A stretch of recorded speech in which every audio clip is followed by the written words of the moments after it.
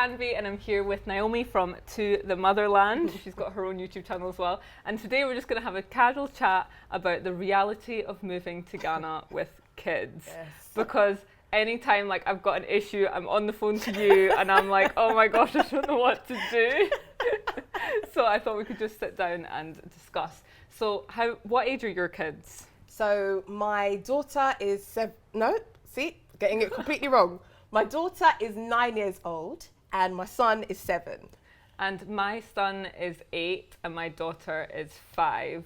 So I guess this is probably apply to everyone, but with kids within those age ranges, it's going to apply even more. When did you decide to move to Ghana? So I've wanted to do this for years. That's the truth. I've wanted to do it for years, but there's always been something or many things that have held me back. And I decided that, you know what, I remember my grandfather, for as long as I can remember, as long as I've ever known him, he was always going back home. But unfortunately, he never made it. Aww. And it was literally a couple of weeks before he passed that he asked me, he said, all right, Naomi, I think I'm ready now. Can you help me book a flight? But of course, he didn't make it. And so I just thought that this can't be me. This can't be my story. I can't be wanting to do things. So my granddad passed in 2015. And so ever since, I was like, I want to do it. But I've always been maybe a bit too scared. What were you scared of? I was thinking, how am I going to make money? Right, How am I, again, my parents, have the house here. So I wasn't worried about where we would stay, but it was, how am I going to survive? That was the biggest issue.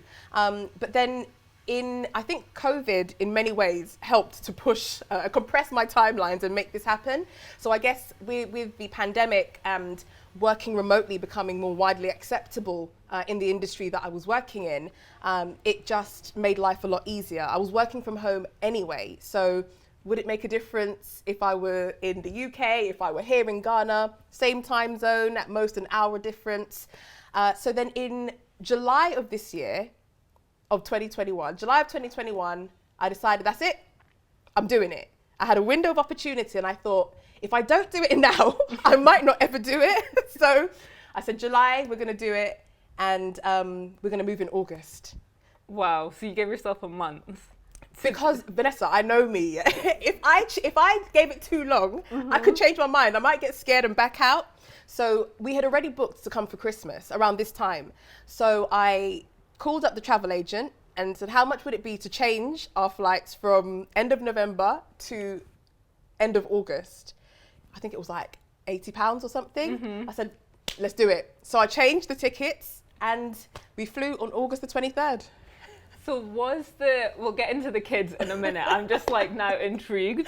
So your job, are you still working that job that you were doing then? So I'm working with them in a different capacity. Before I was working as a full-time employee, but I have, throughout my professional career, I've seldom had a full-time job. I've always worked for myself. So be it in the music industry or be it in, with a lecturing or in corporate training, I've always worked for myself. So I tested it out for 1 year to see if I could be an employee. It's not for me. I can't do it. I think I'm too much of a rebel to work as a full-time employee. So I'm no longer employed with them, but I work as a self-employed contractor. So I get called in on a very regular basis to deliver corporate training to, the C-suite executives and managers in FTSE 100 companies. Oh, cool. Yeah. That's amazing. You were saying about your granddad wanting to move back. Yeah. So I guess he was from Ghana originally. Yes. Yeah. What about your other side of your family, your mum's side? Were they also from Ghana? No. So my mum's side of the family is from Grenada, a tiny island in the Caribbean. It's known as the Island of Spice. A beautiful, beautiful island. Of course, I'm biased, but that's where my mum's from. So my mum was born in Grenada and she spent much of her childhood there before coming over to the UK. And my dad was brought up some of his childhood was spent here in Ghana and then also came over to the UK. So my parents met in the UK. They both lived in West London. I'm a West London girl at heart. Amazing. And did you ever think of moving to Grenada? Like, was it ever a thing of like Ghana or Grenada? Vanessa's going to get me in trouble today. I've had people even on my channel say, remember, Grenada is still an option. I love the Caribbean. I love Grenada. growing up, actually, I spent more of my time in the Caribbean than I did here in Ghana. And that's because it wasn't acceptable for my dad to have a wife that was not from Ghana. And so because of that, we didn't spend too much time here. We spent more of our time growing up, family holidays, in Grenada. I love Grenada. However, because it's such a small island and the type of life that I'm accustomed to coming from London, it's definitely a place where I would have a long, beautiful break as a holiday. But with the level of ambition I have, the things that I want to do, I didn't really catch that vision for Grenada as I was growing up. And to live there. I will always go there for holiday. Like, I'm planning to go to Grenada next summer for Carnival. If they allow Carnival again, I will be there. Oh my God, I want to be there. I'm like, I don't want to miss out on this like Carnival opportunity. If it's happening, I'll tell you, we'll go. But if they do Carnival, I will be in Grenada. They've got beautiful beaches, but for life. And I felt that it was important for my children especially to be able to have a full appreciation of their African heritage. And so I've always known that I wanted to live in Ghana, but I will always and I will have a holiday home in Grenada. Oh yeah, that would be so nice. Yeah, but I living in Grenada probably is something that I'd maybe look at retirement. It's when I don't have too much going on is when I would have that as an option. But for now, where I'm trying to still make moves and I've still got energy in me, Ghana, definitely. And when you were growing up, I've heard of people in London especially saying that like it wasn't cool to be African. Yes. So what was your experience with that? I had a really strange experience, and I think it's quite, a unique experience in that my mum is like a multi-award winning head teacher. And when I was in year 4, she started up her own school in West London, a private school in West London. And my mum is very, very pro-black. And you'll see my mum coming to school every day with her kente head wrap. And, so our culture was always celebrated. So, but in school, you're so right. It wasn't cool to be African. And it was often African versus Caribbean. And I was always in an awkward position in that fight because I'm both. My father is from Ghana, my mother is from Grenada. And so it just seemed like a stupid argument to me. I would remember, children maybe try to take the mick out of my Ghanaian name, for example, my middle names. But even then I just thought, well, my name means something special. So, because I think I was brought up in this environment where it was a pretty much predominantly black school. Everyone was either from the Caribbean or from somewhere in an African country. So I didn't have it to the full extent that maybe other children experienced it who were going to schools where they were the minority. Okay, and why do you think that there was that rivalry, I don't know if you'd call it that, between Africans and Caribbeans?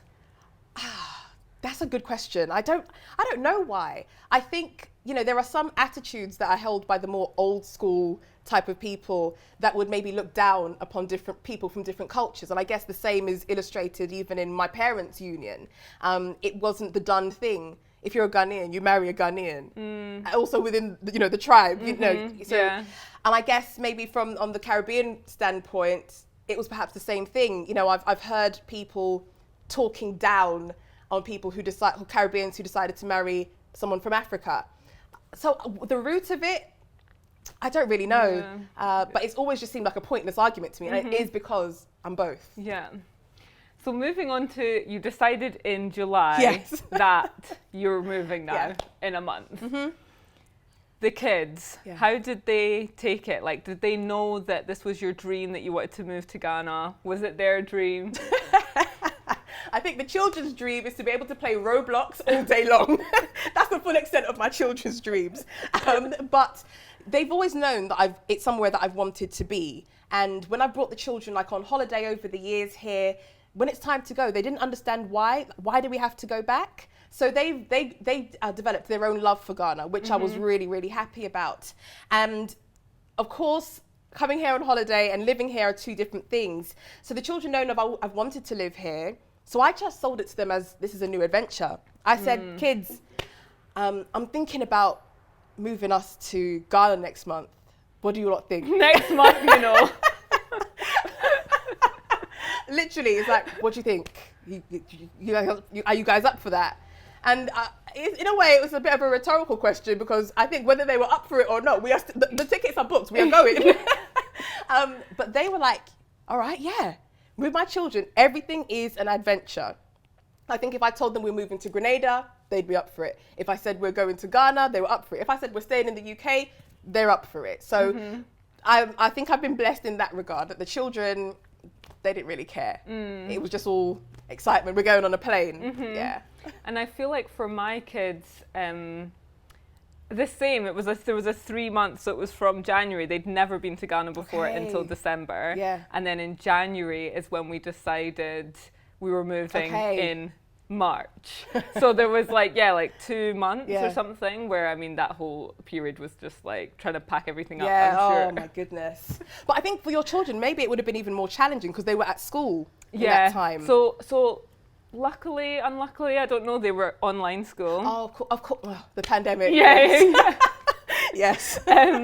So actually what happened is I moved them from online school in the UK. I took them out of their school and they went to online school in Ghana. So Ghana, the school that they were at that time was also online school. So it was actually like, I thought it was perfect because we weren't here yet, but they'd started going to school here for 2 months or 3 months. So they got to know the other kids in their class and stuff like that before we actually moved and they went into physical school. So when we actually got here, they were now in physical school, which was just so great because honestly, like, I don't think I was built for homeschooling. Listen, we love our children, but they need to go to school.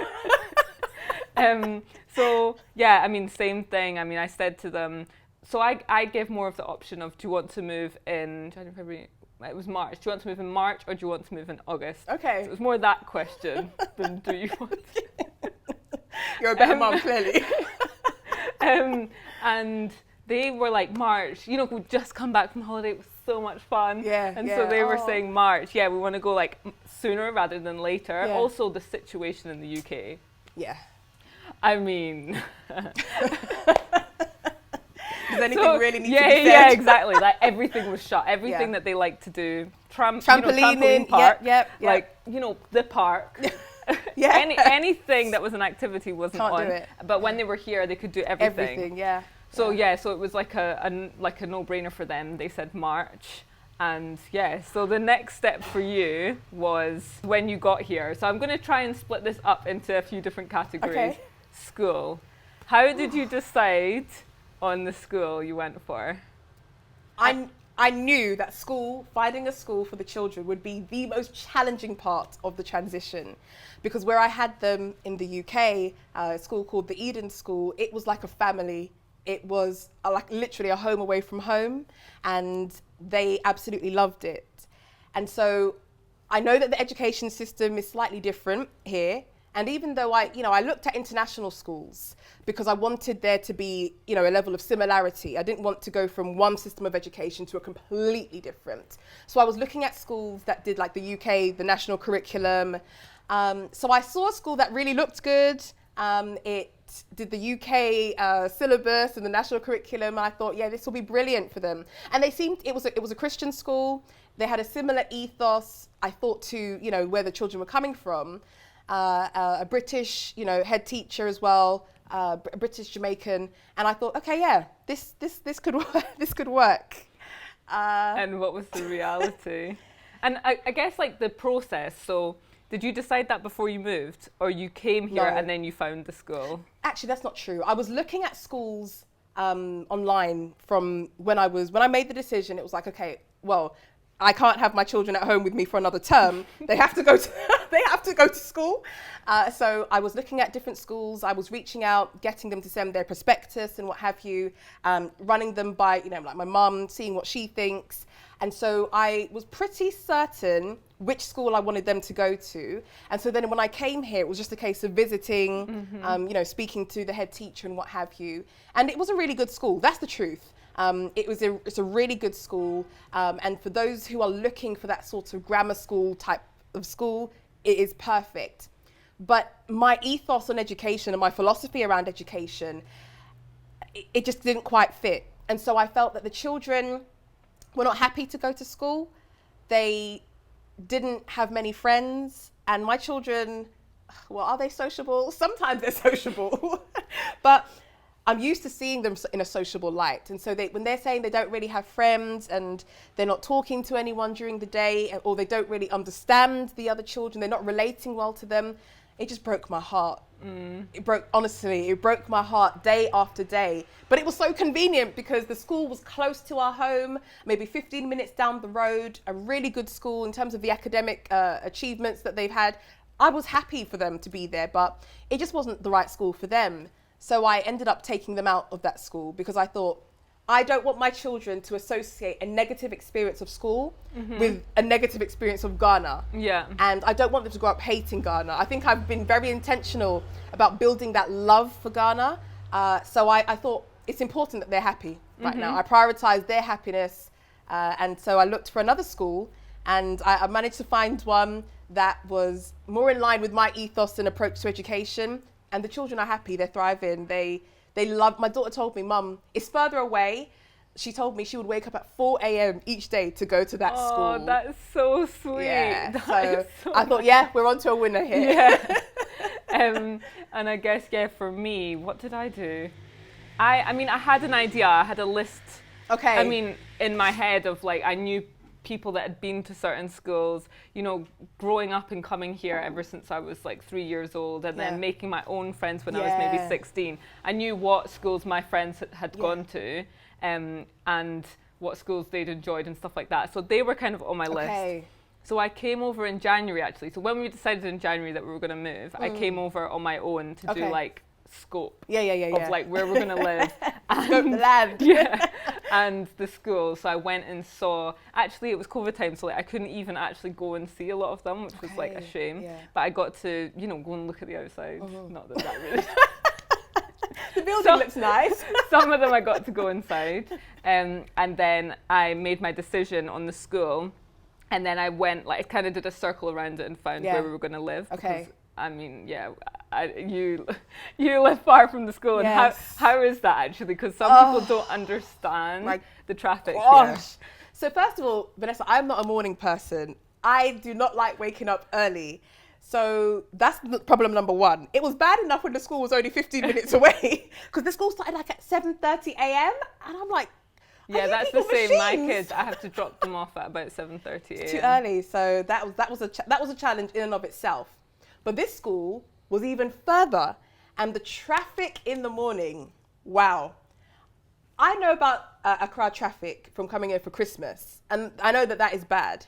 But I'm thinking, okay, when it's not a peak season, early in the morning, the roads are going to be clear. Boy, I was in for a rude awakening. The traffic, a 15-minute journey could easily take us 1 hour in the morning. Wow. So where they are at now, they have to leave earlier, which means I have to wake up earlier, which I'm not happy about. But because of the distance, I can't even take them to school because I would have to get back in time to be able to do my sessions for work. Okay. So I hired someone to come and live with us to help with, getting the children to and from school, sorting them out. So how long does it take them to get to school? It will take so I did the school run this morning. How long did it take us? To be honest, it took us about an hour, but that's because our driver knows all the back roads and he's able to dodge the traffic. So it hasn't been too bad, I have to say. Where they were at school before, it's just one straight road. So you can't really dodge the traffic, you've got to be in it. But where they're at now, you can take all these little twists and turns and get there. So they do get there in about an hour. And the school starts later, it starts at 8:30. Oh, right, okay, so it's kind of the same sort of thing in terms of waking up and stuff like that. Yeah. And yeah, I mean, so would you recommend people to live close to the school that they're going to? It's a definitely.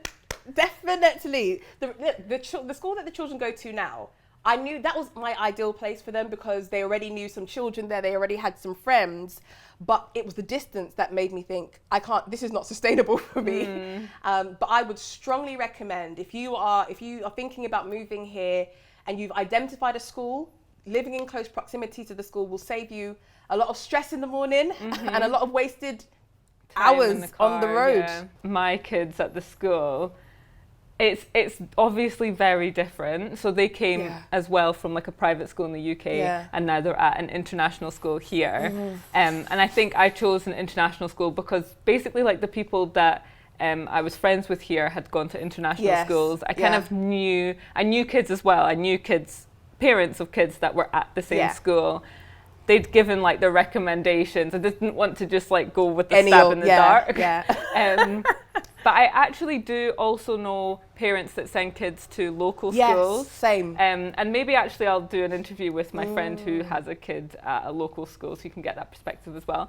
And I think there's definitely like a positive in doing that as well. Because you're kind of more integrated into the Ghanaian culture. It does come with its pros and cons. Like corporal punishment is still practiced, which I'm like totally against. So that was pretty much an absolute no for me. So another reason why I went for an international school.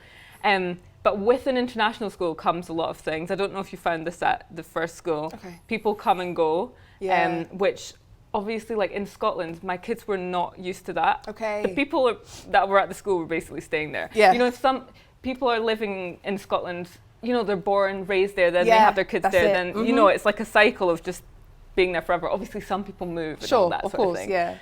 But here, people leave. Like, and I do think that's quite an adjustment for kids, especially like where we live in a compound. They made some really good friends, then they left back to like where they'd moved from to come here. And I think that's quite difficult. Even for an adult like me, I think I spoke about this in a vlog before, like if you've made a good friend and now they're leaving, it's actually sad. It's hard, it is. So I think that is one consideration about an international school, and I think that is something to think about.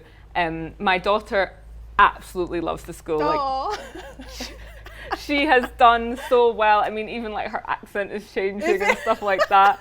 I think she's at the right age. I think that's what it's down to. She was 4 when she started here. That's such a good point. She's 5 now. So she didn't really have like proper friends in Scotland. You know, you're at that age where you're just like playing with everyone. Whereas now she's starting to build friendships, and it's happening here. Whereas my son, like, he had his best friends in the UK, and I hear about it. Do you know what I mean? Like, and it's really difficult for me. I think that's probably one of the things I'm finding most difficult actually about being here. Not that it's still difficult, but like mentally, it's one of the challenges. Is just like my kids' happiness, and obviously it comes onto me, of course. And I think even like with YouTube and stuff, that's why I've not been uploading so much, because I'm just thinking about, you know, I'm just trying to like deal with that sort of thing. And so I think my son has found it more difficult than my daughter. I did look into other schools, but I've spoke to so many people, and they're basically just like, the school's great. That's the thing. It's like, I really like the school, and they have really helped in his like integration into the country. So I think I've spoke to like teachers and stuff like that from other schools, and they've basically said it can just take time. And I think definitely it's gotten better, and just like over time he's made friends and stuff like that. That's good. But I'd say that is something to think about, you know, when you move older kids over. It's like they're thinking about their friends that are in the country that they've come from. And I would say I get like guilt tripped quite a lot, you know. Do your kids talk about their friends in the UK? They do talk about them. I think the wonderful thing about living in this time is technology. And so they will FaceTime, or they'll be playing Roblox with their friends. So even though we're not physically in the same place, I hear these children, their friends from the UK, I hear them in my house almost every single day. And I think in a way, the pandemic also prepared them for that type of move, because they got used to not seeing their friends and only speaking to their friends on the phone or on FaceTime or what have you. And so it hasn't been as challenging. I think another big thing is their friends are planning to come over. Oh, right, okay. So that's, you know, so I've been speaking with some of the mums, and we've been planning trips that, you know, staggering really at different times so that they will have that connection still. But you're so right. That point that you made about the age of your children and the difference. For my daughter, it was particularly challenging for her because she's older, she's got her friends, she's got her people, she's got her little crew, and mummy's no longer enough. Mummy's no longer enough. And so in the first school, she struggled. My son was easier But she's really, really struggled. And she was really my main motivation for taking them out and finding somewhere else for them around people that she can call friend. But yeah, I thought that was a really key point. The older they are, the more difficult it is for them to make that transition. And as parents, your heart hurts when you see your children hurting. So sad. Like, I literally would cry. I mean, I can cry now. I do think it's just, obviously they're like your everything, the children. And then if you see them like, you know, sad about, you know, they want to be somewhere else, basically, you think, oh my gosh, what have I done? Yeah. Have I, like, I don't want to, like, damage somebody's life or something like that. You know, I want to make the right decisions for my children. But I tried to weigh it up, and I'm looking at the pros and the cons, and I would console myself, and maybe someone might say I'm fooling myself, but I would console myself thinking that, you know what, in the long run, the pros outweigh the cons. Yeah. The quality and the standard of life that I'm able to provide for them here by far outweighs what they had in the UK. And again, because of technology, they can stay in touch with their friends. Their friends can come on holiday. Like our home, we can accommodate them all. So that's what I'd say. Your children are going to be better off for being here. I agree. So yeah, I mean, I do also think, like, I, for example, chose a compound that has 5 houses that have other kids here. When I was looking, I wanted somewhere that the kids could go outside and play. Yeah, it's so important. And so there's loads of kids here and they all play, and there's like birthday parties and stuff like that. So I think, that moves on to, like, I guess where you live and the environment for the kids. What was like the living situation for you guys when you came over? Again, you know, I always will speak as to how hugely privileged we've been in that regard, especially. So my dad, many years ago, back in 2009, I think it was, he bought land here. He bought 4 plots of land and he built a house on it. And so in terms of that outdoor space, they've got it. But then similarly, where we've been in the UK, you know, we're saying got a massive outdoor space. That's, again, part of my ethos. I want my children to be able to run outside and play, but be safe at the same time. So I didn't want to go from where we were coming from in the UK to a concrete jungle. I did not want to do. And thankfully, you know, we've got this beautiful place, lovely compound where the children run wild, up and down, running with the dogs, literally racing the dogs. And so that's been wonderful. Then what happens is children from the area, they come over, they come into the house, they're playing all these foolish games that they're playing on their Segway or hoverboard, whatever you call them, riding their bikes. And so the children are free here. In the UK, I didn't live in a bad area. We live in quite an affluent area, but I would never, but I swear to you, Vanessa, my children ask me all the time, can they go on their bikes to the shop by themselves? Nope, I will not allow it. What were you worried about? I'm just terrified. And maybe I'm over-parenting, but I'm just terrified. I hear about so many children going missing nowadays. You know, we're living in a world where it's just different. The type of things that we hear about happening to our children today is very different than when I was growing up. And maybe it was always happening, but we just didn't hear about it as much. But, you know, I remember going out to play and being able to go to the park by myself, or with my children, my sisters. But now I just feel like in this day and age, that's just not the dumb thing anymore. Yeah, no, it's true. So moving them from there to here, my children are free. They'll ask me, Mummy, can we go to the shop? I'll give them 2 cedis each. They'll go on their bike, they'll go to the shop, they'll buy their lollipop, their sweetie, whatever, and come back, and they love it. That sense of community here is just amazing. Everyone in the area knows my children. So I'll come outside, looking left and right, where are they? Someone will drive past, oh, madame, your children, they're down there. And I love it, they're safe. I don't fear for their safety. The worst thing that happens, they get chased by the dogs. Like that's the worst thing that has happened to them. Or the dogs have gotten excited and they've accidentally pushed them over because they've jumped up. But that freedom and that space, being in nature, and I just love it. That is like probably the biggest pull for me being here. No, I agree. Like I think especially because you live like a little bit out of the really busyness. Yes. Like I don't even know what to call it. But I think that probably also allows more freedom. Yes. And there will be like more of like the local community around to look out for your kids and stuff like that.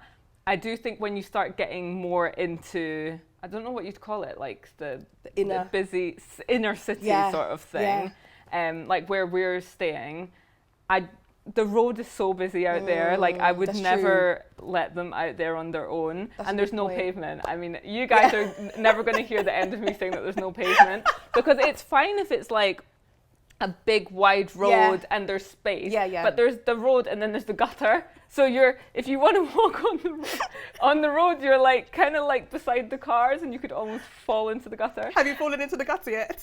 No, but my car's been in the gutter. Not the gutter on the side. Sometimes there's like a gutter in the middle. Yes, I know what you mean. Yes. And you can't see it, like literally a hole in the middle of the road. And then I was like, I couldn't believe it. It was dark. And I just thought, oh no, this is my time. But luckily, the car managed to get out. But people were actually helping. Like loads of people got up and were like, oh, yeah, like, you know, I feel like in the UK in the dark, your car stops, no one's stopping. But like loads of people came over straight away, and I didn't feel scared or anything like that. I just felt like, oh, I'm gonna have to like manage to get the car out. Anyway, so I'd say that's probably an advantage of living a bit further out of like the inner city. But so what we decided to do is choose a compound that has other houses, and the kids are free around here. And in the UK, we didn't have like a big garden. Like we had a small sort of space, so there wasn't really many places for them to go. Whereas here, oh my gosh, they play hide and seek like every single day after school. I love this is probably as well, I'd say, like one of the best things. We lived in Scotland where it rains all the time. Oh gosh, yes. So here, every day after school, you can be outside playing football, hide and seek. Like there's a swimming pool here, they can go swim. That is so nice. And I think that changes your life. It I does. know that's very nice. I feel like I'm saying things that It does. It's not far-fetched at all. Because before, like my son, for example, would come home and just play Xbox. And as much as I would say, let's do something else, like what else? I don't like the cold. I'm not going outside. Sorry.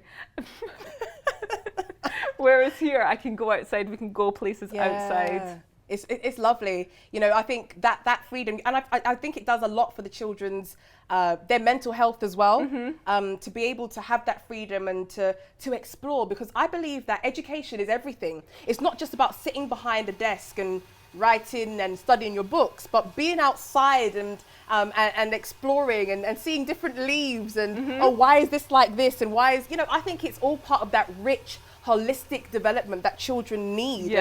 And in some instances it's lacking, but being here, they get it all. So I think the children are having the best of both worlds by being here. Honestly, I really do. And the independence as well of being able to just go outside. Because the same in the UK, like my kids couldn't just like go out the door, whereas here they can go out and play. And your kids can go to the shop. Like that's so nice. My son really wants to go to the shop, so maybe I need to live somewhere that he can go to the shop and go. But you know, us being outside was intentional.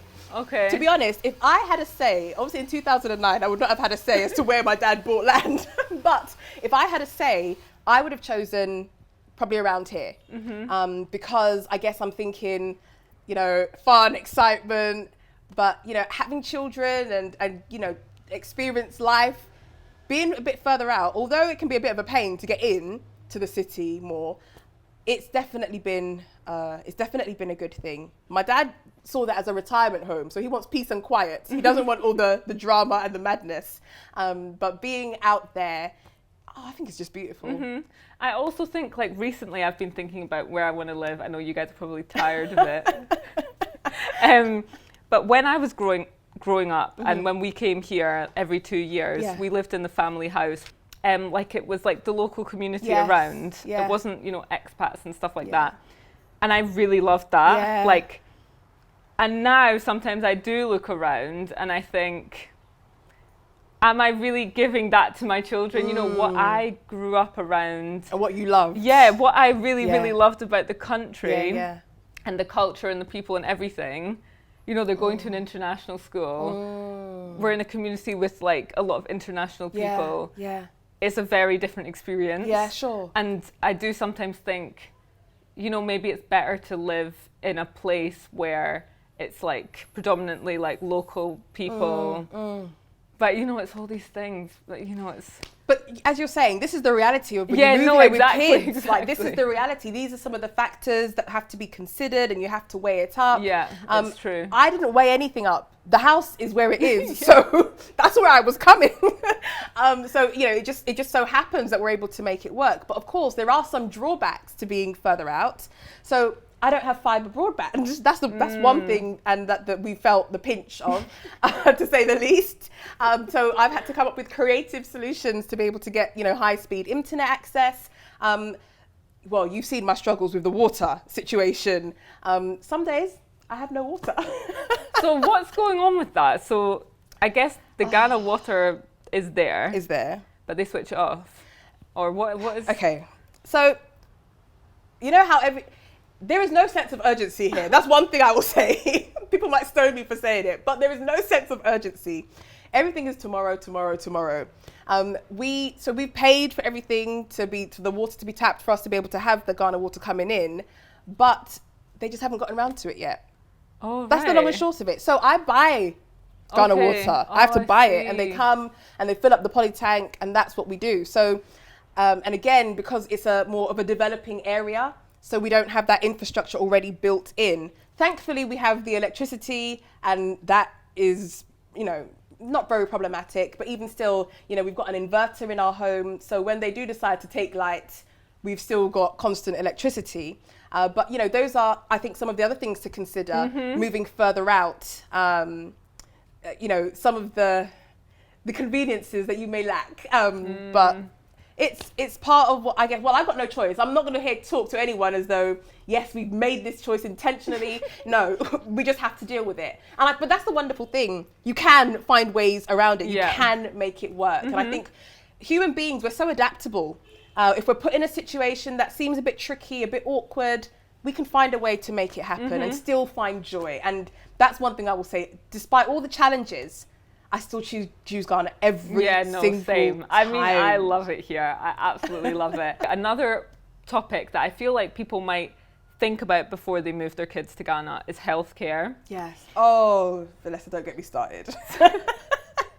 Have you had experiences with the healthcare? Yes. System? Oh dear. What I will say is, for the most part, so I've had experiences with myself with the healthcare system, and I was very, very impressed with it. I went to a private clinic and they took care of me, no complaints. I had a terrifying experience where my daughter could not breathe. Oh my gosh. She had an asthma-like condition as a baby where it was the same thing. She couldn't breathe properly, and her heart was beating so hard, and they told me eventually, no one was listening to me first. Here? No. Oh, in the UK. No one was listening to me. I went to my GP, they wouldn't listen. I went to the walking clinic, they wouldn't listen. They said, oh, new mum, you know, it's okay, they're fine. I went to A&E, and I had to get a bit loud, Vanessa, before they took me seriously. And then they checked her. And they checked her oxygen saturation levels, and they said it's so low, her heart could stop beating at any minute. That's what those were their exact words. Any minute. She's working so hard to breathe. So that's the backdrop that I'm coming from. So now, so fast forward, not today, but fast forward to present day. And when my child is struggling to breathe, my mind instantly goes back to when she was a baby, and they were saying that she's working so hard to breathe, and that's what was happening. Thankfully, we don't live far from a hospital, so I rushed her to the hospital. There was a sense of urgency there. So maybe I have to take it back. There seemed to be a sense of urgency when we went to the hospital. And they nebulized her straight away. They said they're probably going to admit her, keep her overnight. So for the most part, it was okay. And how they dealt with her, for the most part, was all right. I did have a few words with one of the nurses who struggled to get is it the cannula or something? Yeah. Whatever that thing that they put in here, they struggled to get that in. She clearly didn't know what she was doing. And so I had to, have some words to find someone who could, because my daughter was now screaming in pain with what they were doing. But aside from that, I must say the care that I received for her, of course I had to pay for it, but how much was it?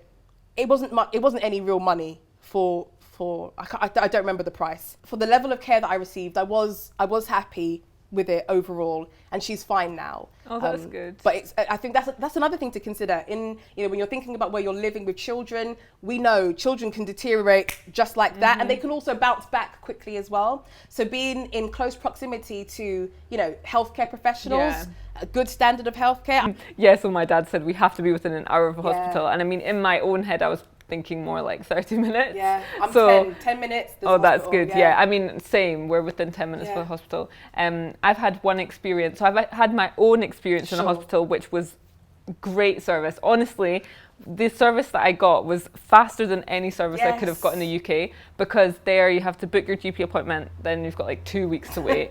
And then even if you get like blood tests or scans or whatever, you wait again. So there would have been so much waiting, whereas here I got everything done in one day, and I got all the results that day as well. Impressive. Which, it's just not even possible in the UK. It's not, and that's what I thought. Like, when people, I'm sure there's some things here that, maybe can't happen or whatever. I have no idea. Because some people speak about, healthcare and stuff like that. But from my personal experience of the things that I've gone for, it's been like a great service. And my son as well. I took him to like a kids hospital, which was quite close to our house, and as well, like the doctor was great. Everything happened that day, like blood tests, blood results. We just waited there, got the results, and then like the treatment, all within one day. I was really, really impressed. Same. But that's not to say that like that's for everything. That's just my experience. Exactly. Like I can't be speaking on behalf of like the healthcare in Ghana. And that was a private hospital, and it cost, I think it was 500 cedis, and maybe about like $100 for, the consultation, the blood tests, the I don't know, basically like one sort of consultation with everything. I thought it was okay. Yeah, mine was a bit less. I wish I could remember the exact number. I think it was around 300 cedis or so. Okay. Was it in a local was it a government facility? No, it was private. Yeah. All right. Okay. And the system. I was really impressed, because I was scared and I know this doesn't even make sense, but I actually thought, if I have to get on a plane tonight to get her into an NHS hospital in the morning, then I will do it. That's how I was thinking. But there was just no need for even me to go down that road, because as soon as we got in, like, there was that sense of urgency, because it was the girl could not breathe. And they looked after her really, really well. Same thing, blood results within half an hour. We had the results in our hand, and it was a case of, okay, this is the course of treatment we're giving. If in X amount of days it has not improved or it gets worse, bring her right back. But she's healthy enough to go home. So they asked, do you want to stay? And my daughter did not. She did not want to stay. And I could see her breathing was at a point where I felt comfortable leaving. Because if she wasn't, we would have stayed at that hospital. I wouldn't take a chance with that. So I was impressed. Even with my own situation, I was applauding. I'm thinking, wow, it was brilliant. Like my sister, she's training to be a doctor. She's doing her placements here. My sister-in-law, she is a medical doctor on her way to being a surgeon. So I compared notes. Are they supposed to be doing this? Are they supposed to be doing that? And they were like, yes, this is the best option. This is the best course of action that they're taking. So I had a lot of confidence about my experience. About my experience with the healthcare in Ghana. It's been positive. Yeah. And I'm sure it depends on like hospitals, doctors who you're seeing, all that sort of thing. Okay, so on to activities. The weekends come. You've got the kids. I feel like for me, actually, every weekend there's a birthday party. I didn't have this in the UK. I don't know what happened. I think that it's like in the UK, it's not that I didn't have many friends, but I'm not actually very social. Like, but here I feel like I've got loads of friends that have loads of kids, and also the school. Every single person seems to have a birthday party and invite the whole class. Yeah, I actually really like it, because it gives something to do every weekend. What other activities do you like to do with your kids? We've got a swimming pool about 5 minutes from our house. So I take them swimming. They absolutely love that. They could easily spend the whole day in the pool. When I'm now at the edge of the pool, like, come on, I'm going home. They're still wanting to splash around and play. They love the beach. They absolutely love the beach. In fact, the beach is one of their primary reasons for wanting to be in Ghana. They want to go to the beach. They absolutely love that. There's a place is it Palace Mall? Is it called Fun Zone? Is it that place? Is it like an inside? Yeah. Wow. So I haven't done that too much. Okay. In fact, since we've come this year, they haven't been there once. But in previous years, they would go to the they'd go on the trampoline. Oh yeah, there's trampolines there. Yeah. So, but in fact, that's actually given my children. I've been trying to drum in this entrepreneurial spirit into them. So their ideas are they want to create some more activities, kids activities in Ghana. They want a proper trampoline park because they're missing that. Yeah. They want also, my mum bought them roller skates. My children cannot skate.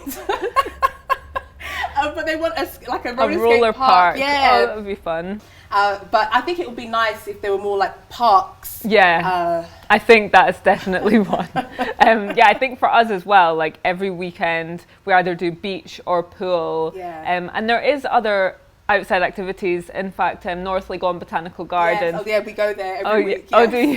Yeah. There is Splash and Play, which is like an outside. That's at Hippo, right? Yeah, I'm not gonna say water park because that's saying too much.